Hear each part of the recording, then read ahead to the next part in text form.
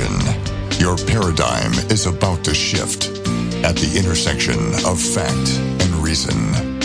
You're entering Kingston Country. I'm Dan Kingston, and you're listening to the Dan Kingston Podcast. Mexican security forces fought an hour-long gun battle about an hour's drive southwest of Eagles Pass, Texas. Just an hour drive away from a small Texas town of about 30,000 people.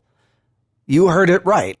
Mexican security forces fought an hour-long gun battle. If you can imagine what that would be like. This town was under siege from terrorist cartels. Yes. Terrorists. They're terrorists. President Trump is going to label them as terrorists. And I think it's a fair assessment. What should I call them? I mean, what would you call them if not a terrorist? They're kidnapping children and women, sex trafficking, and destroying communities with drugs. And now you have truckloads of these cartel terrorists entering a small Mexican town, again, by the truckloads, and unleashing the wrath to the point where you got Mexican security forces have to be sent in to take back control of the town. Because these terrorists actually went for the government buildings. That's where they went to take over this little Mexican town of about 3,000 people. If you are an inhabitant of Eagle Pass, Texas, maybe you'd be quite alarmed by the fact that an hour away there is this terrorist battle, and maybe you would be supportive of building that wall. Maybe you would resent it when people from New York in the inner city or LA are talking about how, you're a racist or you're a xenophobe because you want to build a wall. And of course, when you look at the Earth from space, it just is a beautiful little sphere with no borders.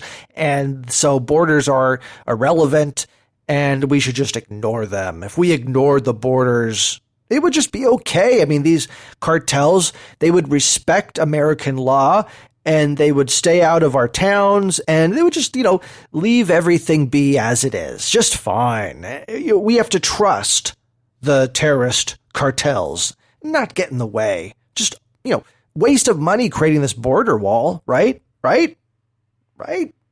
Okay, so you have the story also from a few weeks ago, in murder of 3 Mormon women and 6 of their children.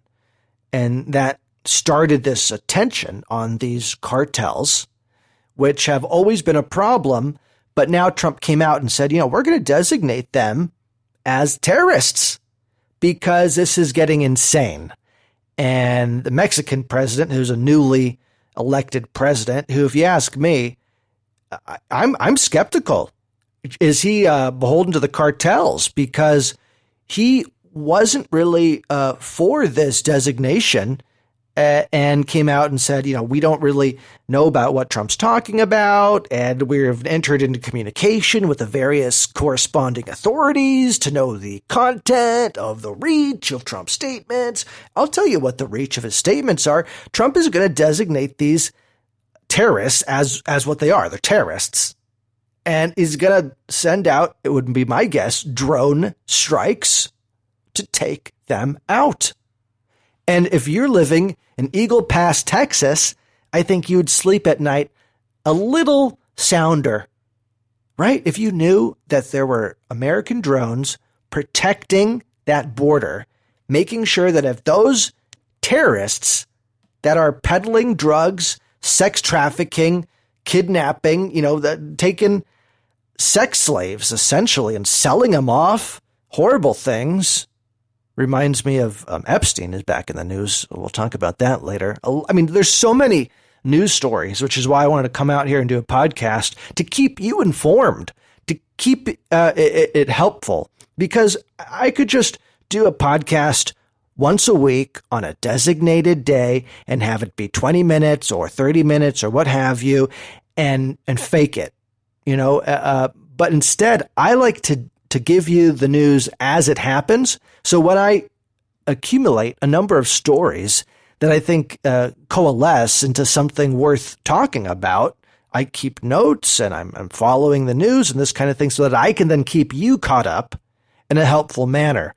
Not the way that the mainstream news does it, which is a specific schedule. And if they don't have the content to fill it, they just make stuff up, or they give you boring stories or stories that aren't helpful for you.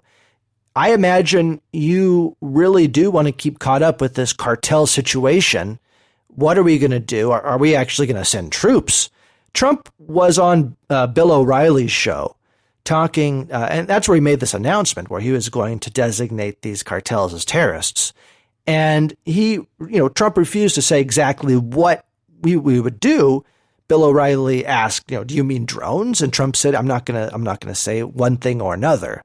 My guess would be the drones is going to be that makes the most sense. But anyway, this takes some time.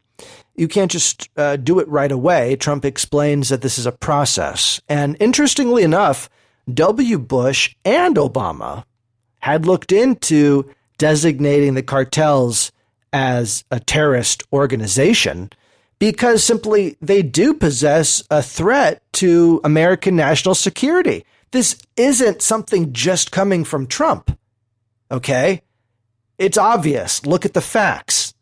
And you know this, but if you're a Democrat listening, and I am an independent, nonpartisan, I call balls and strikes, I do have Democrats listening, then you have to understand what's really happening, that there are terrorists trying to take over Mexican towns fueled by essentially unlimited drug money and sex trafficking money to the point where they can just send a truckload of terrorists or cartel members into a town and attempt to take it over.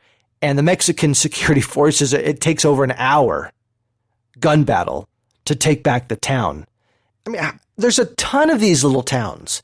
They don't have enough security forces to protect them all. And so they're all, up for grabs. The terrorists can just go in there and take them over, apparently. Of course they could use the drones. So why is the Mexican president, this new Mexican president, Andres Manuel Lopez Obrador, it's amazing how long the names are in Mexico. 4 names in one. Anyway, is he compromised? Why would he flat out reject this idea unless he was compromised? Yeah, he's saying that this is going to make bilateral negotiations harder and this is bad for Mexico. I guess, why? Is it bad for Mexico because you're on the payroll of the cartels, like every president in Mexico has historically been? They have huge problems, with the corruption. The police are corrupt, so they have to send in the military, and then you have members of the military over there also corrupt. I mean, they catch cartel members over there in Mexico and have to release them and then catch them later because they get in stalemates with these cartels. And I do think the better way to call them is terrorists, plain and simple. Why wait for Trump to make that classification? Wouldn't you call them terrorists? Wouldn't you sleep better if you're on one of these border towns and resent the people calling you racist because you feel better having the drones, having the border wall? So this is the news with the cartels. I think take a close eye on this. As soon as we actually start protecting ourselves, when Trump is able to actually bring in the military in a way to protect American citizens, that's when the treacherous mainstream media will begin to attack him the most and say that he's a Nazi. They've said this before. They'll say it again. He's a Nazi for trying to protect an American town, Eagle Pass, or, trying to protect American citizens like these Mormon families, okay, who live in these border communities. Some of them live in Mexico. Yes. American citizens.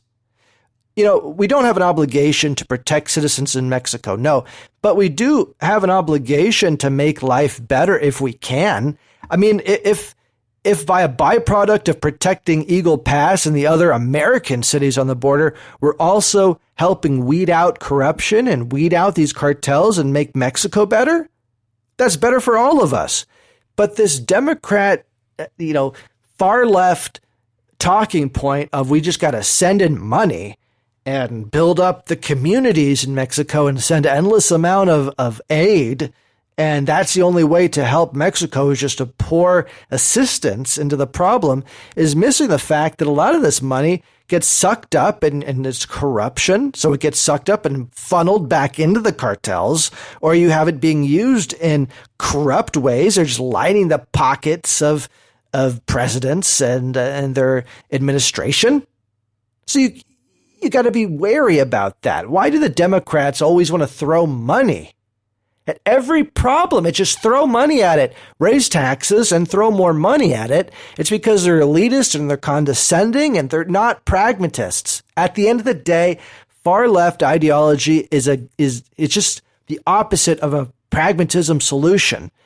If you look at conservative values and conservatism in general, the very idea of taking a conservative approach to problems and solutions is pragmatist in nature. And so you have to ask yourself, whether you are registered as a Democrat or Republican or whatever, are you a pragmatist?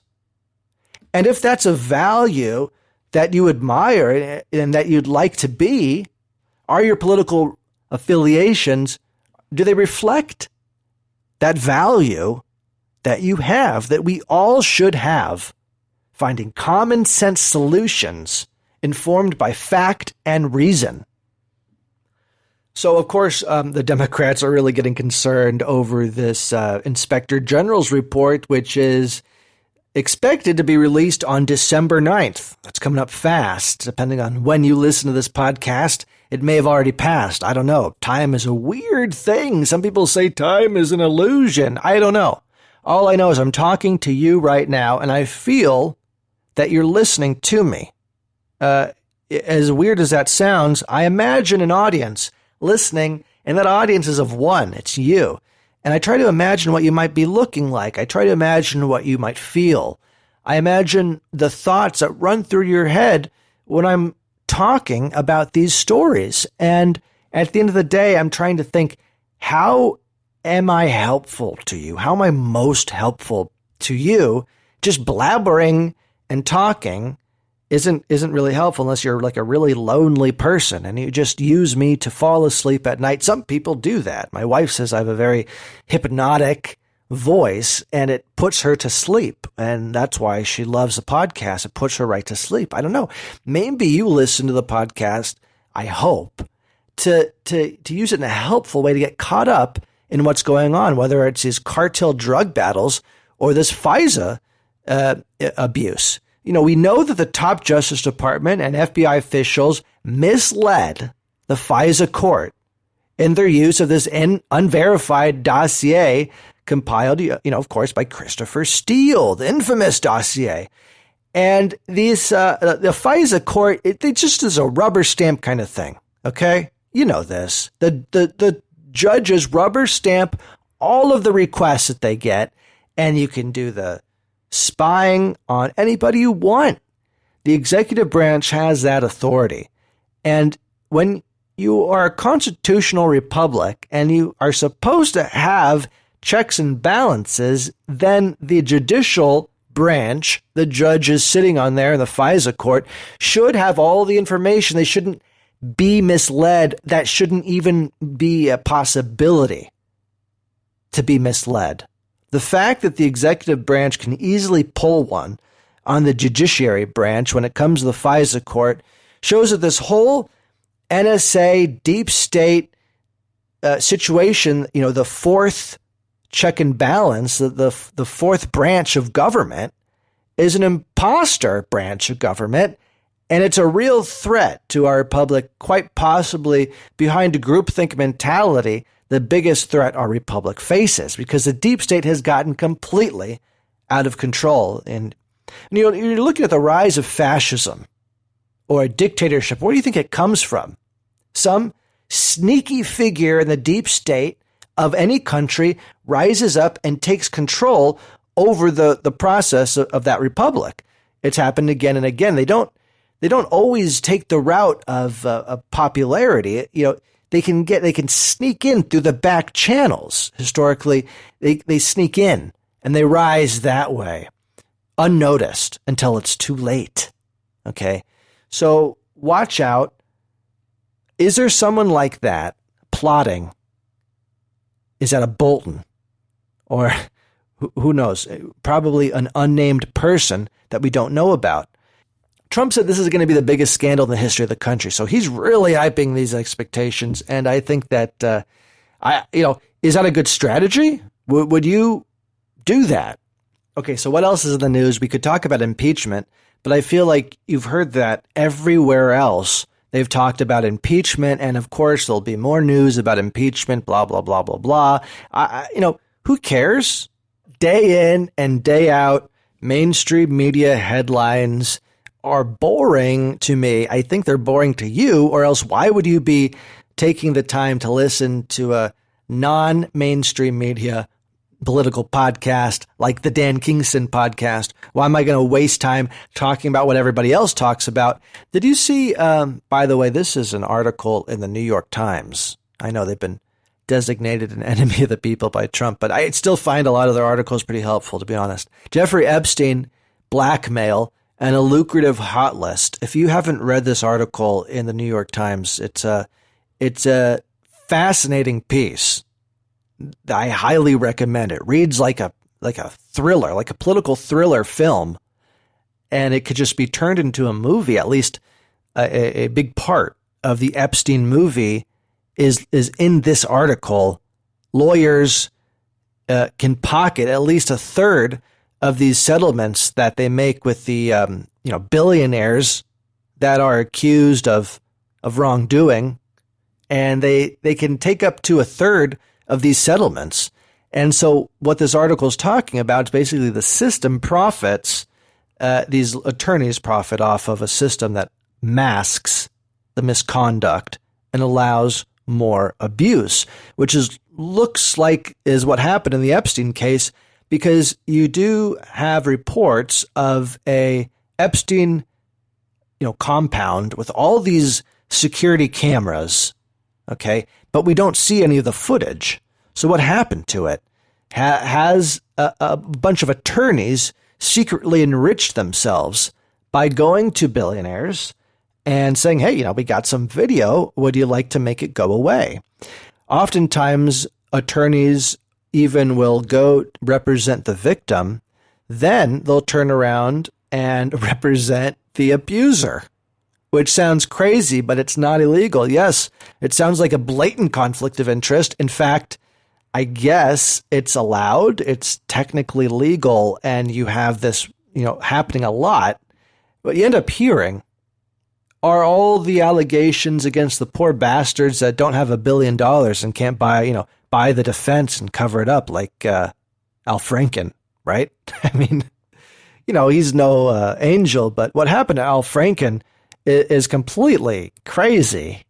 He did not really do anything that horrible. For him to step down and be made the bad guy in the era of Weinstein and Epstein's, it doesn't make much sense to me, and why a lot of people just, completely hated Gillibrand on the Democrat side, because she was the one that called for Franken to step down. The Democrats, they cannibalize themselves when it comes to white men. They just cannibalize their white men, and they'll throw them under the bus so fast. That's going to be what happens to Biden. Biden's like sniffing his wife's finger and talking about weird things with kids, touching his legs and kids sitting on his lap. He just is like a gaffe machine, and also like a weird, creepy guy. My wife said, he's like a creeper. And it's true. Why that's the Democrat hope for moderation makes zero sense to me. He is going to embarrass them so quickly. And that's why you really see him falling and Warren picking up the slack. The fake Warren, the elitist in disguise, pretending she's a Bernie Sanders of the people when she's clearly a professor globalist, condescending type. She knows best for you. She'll tax you like Bloomberg does in order to help you live longer. Her biggest policy to help you is to tax you. So that makes no sense. And we know this, that she's a phony. And again, I'll say it again. I would love to see a Sanders, a non-phony, take on the elites on the Democrat side. Because can you imagine for a moment, take off your Republican conservative hat for a second and just put on your American hat and think about an election between Sanders and Trump, and think about the elite globalists that have nowhere to hide. Think about them running for panic. Oh my gosh, what do we do? Sanders versus Trump. It would be beautiful. And, you know, you could say what you want about Sanders, call him a clown. You could say the same thing about Trump, but I'll tell you what, we live in the age of the Joker. We want someone to burn down the house. Until this country gets fixed, we're going to continuously have Sanders and Trumps again and again and again until either the country burns or they fix it. So that's my prediction. I think they're going to go with Warren because the Democrat establishment still has control, and they're going to hoodwink them into going with Warren, and then she'll reveal her true colors. They're going to hate her. It's going to be Clinton 2.0. The Bernie types are going to be upset. They're going to be angry. You know, what could the Democrats do? Well, they could choose someone that's not Warren, but I don't see that.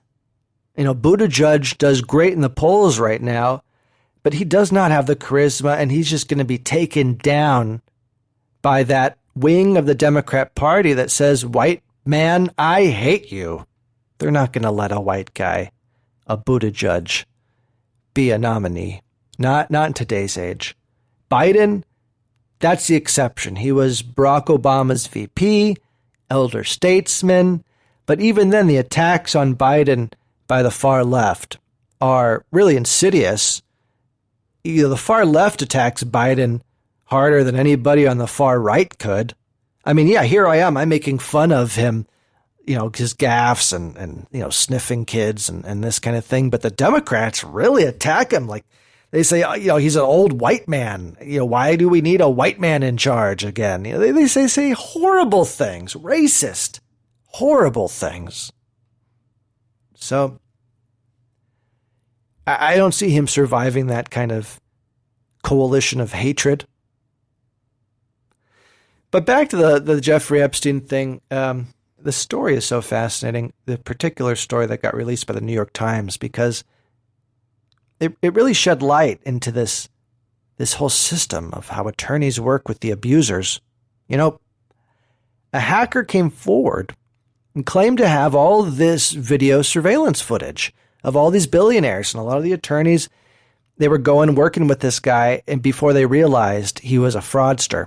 And the New York Times was even a part of some of these meetings. And it's all written about in this article how they were duped too. They were trying to figure out, is this guy for real? And they had meetings with him. They stayed in a hotel with him and drank alcohol with them.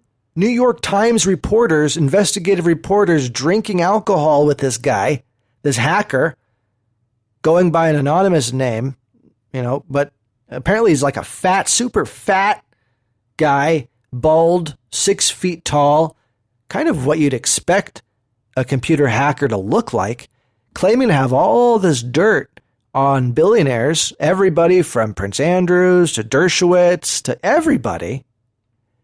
Eventually turns out he's a fraudster. Everybody's been duped. The New York Times has been duped. These attorneys have been duped. But it sheds light into the whole system, how it works. And it's not unreasonable to assume that this played out somewhere, maybe not with this hacker, maybe not with these attorneys, but that somebody got paid off big time. And we know that the FBI is looking into it. We don't trust the FBI, do we? I mean, since when, by the way, the FBI and the deep state is the far left hero? The FBI has always had problems. So I don't know, are they going to be able to investigate the CIA? Because if Epstein was a spy and the FBI is opening an investigation into why Epstein was murdered or how he was murdered or suicided, then it's going to bring them to investigating the CIA. So who wins? FBI or CIA? Because I put my money on the CIA, right? So we're never really going to figure this out besides knowing kind of our hunch that says a lot of rich people got even richer off of being protected. The people protecting them, you could say, became enriched.